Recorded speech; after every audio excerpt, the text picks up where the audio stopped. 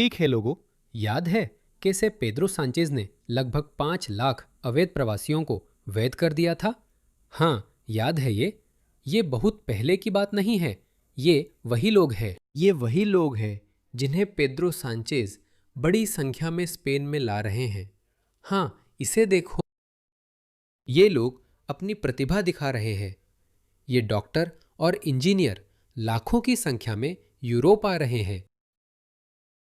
तुमने तो सोचा था ये सिर्फ स्पेन में हो रहा है ना? ये सिर्फ स्पेन की बात नहीं है। लोग कानूनी या गैर कानूनी आए, पश्चिमी सभ्यता या यूरोप को चैन नहीं मिल रहा है। हमारे आसपास ऐसे लोग हैं जिन्होंने बड़े पैमाने पर प्रवास रोकने का वादा किया था, लेकिन वे इसे धीमा भी नहीं कर पा रहे। देखो, मुझे ये सुनकर हैरानी हुई। ईवा व्लाड डिंगरब्रुक को सुनिए। हाँ, मुझे ये करना अच्छा नहीं लग रहा, लेकिन ये सब सिर्फ राजनीतिक नाटक है। जॉर्जिया मेलोनी ने पेड्रो सांचेज से टकराव किया क्योंकि मैड्रिड ने 5 लाख शरण मांगने वालों को वैध किया। लेकिन ये मत भूलिए कि जॉर्जिया मेलोनी ने भी इन कुछ सालों में आधे मिलियन श्रमिक प्रवासियों को कानूनी रूप से लाने का फैसला किया है।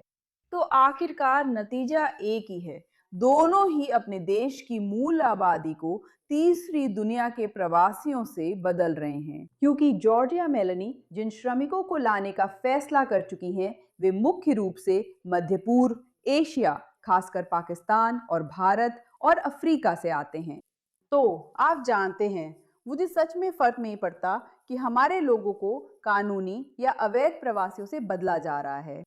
मैं नहीं चाहती कि उनकी जगह कोई और ले। इसीलिए हमने सेफ यूरोप एक्ट के साथ मिलकर इसका विरोध किया और हम गैर पश्चिमी देशों से कानूनी और अवैध दोनों तरह की आप्रवासन पर रोक लगाने की मांग कर रहे हैं। मुझे अफसोस है कि आपको ये बताना पड़ रहा है, लेकिन एक बार फिर ये सिर्फ राजनीतिक नाटक है। इटली और स्पेन दोनों ही पश्चिमी दुनिया में सबसे कम जन्म दर वाले देशों में शामिल है। लोगों ने यह तय कर लिया है कि वे इन लोगों द्वारा बदले जाने की बजाय विलुप्त होना पसंद करेंगे। मैंने कहा, कानूनी या अवैध रूप से आने से फर्क नहीं पड़ता, ये लोग आ रहे हैं। और असल में मैं आपको दिखाता हूं किस तरह के लोग आ रहे हैं। यह वीडियो अभी आया है। यह इटली है। एक पर्यटक को नेपल्स में लूटा गया। मैं नेपल्स गया हूं। यह बहुत गंदा शहर है, एकदम गंदा शहर।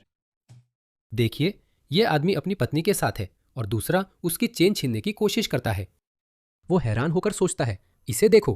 फिर एक और आता है, देखो, मुझे तुम्हारी मदद करने दो। बूम! और फिर वह कुछ गिरा देता है। वह उसे हटाने की कोशिश करता है। वह उससे लड़ने की कोशिश करता है। और इसे देखो, एक और आता है और उसे पीटता है और वह भाग जाता है। किसी वजह से उसने अपने साथी को वहां छोड़ दिया, शायद क्योंकि उसे पता था कि वे सिर्फ उसी को निशाना बना रहे थे। इसे देखो, ये इटली से है। टाइलर ओलिविएरी आपके नए इटालियन व्यक्ति का इंटरव्यू ले रहे हैं। ये देखकर आपका खून खौल उठेगा। मैं ऑस्ट्रेलिया में इस स्थिति से वाकिफ हूँ और कई बांग्लादेशी, पाकिस्तानी, अफगानी लोगों को जानता हूँ। उनके बहुत सारे बच्चे होते हैं, 5, 6, 7 बच्चे, क्योंकि वही लोग कल्याणकारी राज्यों की उदार प्रकृति का पूरा फायदा उठा रहे हैं। क्योंकि हमारे सभी वेलफेयर स्टेट्स वे देते हैं। हर बच्चे पर एक्स्ट्रा पैसा देते हैं। सुनिए। आप कहाँ से हैं? इटली। कहाँ? इटली। इटली। ठीक है, इटालियन में। उससे इटालियन में बात करो। ठीक है, आप असल में कहाँ से हैं? असल में बांग्लादेश। बांग्लादेश। क्या वे आपको पैसे देते हैं? हमारे लिए परिवार सहारा। वे आपको क्या देते हैं? 301 हफ्ते में। हर हफ्ते यानी 1200 हर महीने। वाह, बढ़िया। ये पैसा एक औसत इटालियन की जेब से जा रहा है।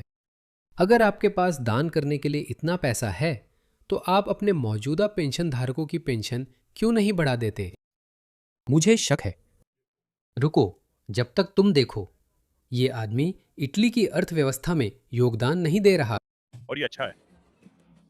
लेकिन मैं कमाता हूँ कितना? 2900। किस लिए? कितने लोगों के लिए?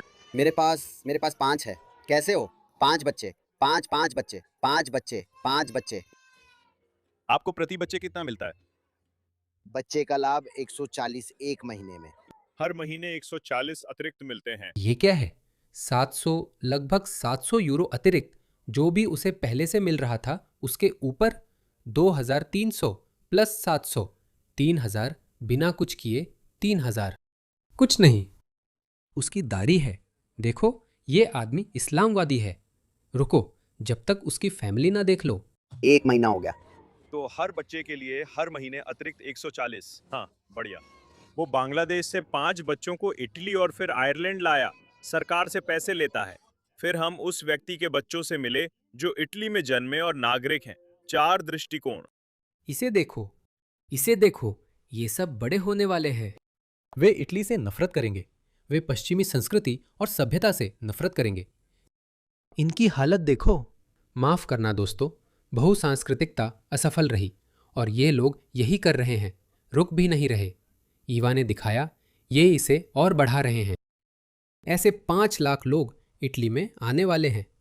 असल में आने वाले नहीं, मुझे लगता है ये पहले ही हो चुका है। जनगणना में इन बंगालियों को इटालियन दिखाया जाएगा। आप कहाँ से हैं? देखिए, वो दिखाने जा रहे हैं और वो इटालियन के रूप में दिखाए जाएंगे। मजेदार बात यह है कि वही लोग जिन्होंने मीटू मूवमेंट को आगे बढ़ाया अब कह रहे हैं कि शरणार्थियों का स्वागत है। हमें और विविधता चाहिए। विविधता हमारी ताकत है। बहुसांस्कृतिकता हमें समृद्ध बनाती है। ये हो रहा है। हाँ, एसएचएस बहुत ऊपर है, लेकिन दूसरी तरफ हम ला रहे हैं। ये लोग न सिर्फ हिंसक अपराध और यौन अपराध कर रहे हैं। इसे देखिए। जानते हैं ये आदमी कौन है? ये मोहम्मद आदिल शहजाद है, जो बैटली ग्रामर स्कूल शिक्षक और उनके परिवार को छुपने पर मजबूर करने वाली भीड़ का सरगना था। जो लोग नहीं जानते, फ्रांस के एक शिक्षक सैमुअल पैटी की हत्या हुई थी 2021 या 2022 में, जब उन्होंने छात्रों को चार्ली हिब्दो दिखाया। वो मोहम्मद या उनके कार्टून का मजाक नहीं उड़ा रहे थे। वह बस अपने छात्रों को लाइसिटे के बारे में, फ्रांस में अभिव्यक्ति की स्वतंत्रता के बारे में शिक्षित कर रहे थे। वहां एक मुस्लिम बच्चा था जो घर गया। उसने अपनी स्थानीय मस्जिद वालों को बताया और उस मस्जिद में एक तकरीर दी गई। और उस तकरीर में एक चेचन व्यक्ति था जो उठा, उसके स्कूल गया और सैमुअल पाटी का सिर कलम कर दिया। उस घटना के बाद बैटली ग्रामर स्कूल के एक शिक्षक ने वही चार्ली हेब्दो का कार्टून दिखाया और चर्चा की।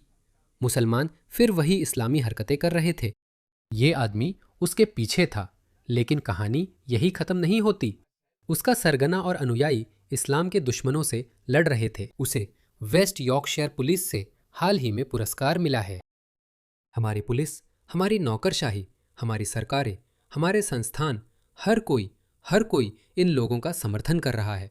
जानते हो क्या, मैंने अभी अभी ये ट्वीट किया है। मैंने कहा, हमें पता है कि हमारा तंत्र किस पक्ष में है।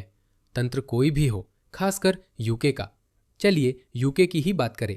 ऑस्ट्रेलिया में हमारी अलग लड़ाई है। हम जिस शक्ति असंतुलन से लड़ रहे हैं वह हर देश में अलग है। हम उतने ज्यादा वामपंथ की ओर झुके हुए नहीं हैं जितना यूके पिछले 20 से 30 साल से रहा है। तो हमारे सभी पश्चिमी देशों में एक दूसरे के बीच सूक्ष्म अंतर है।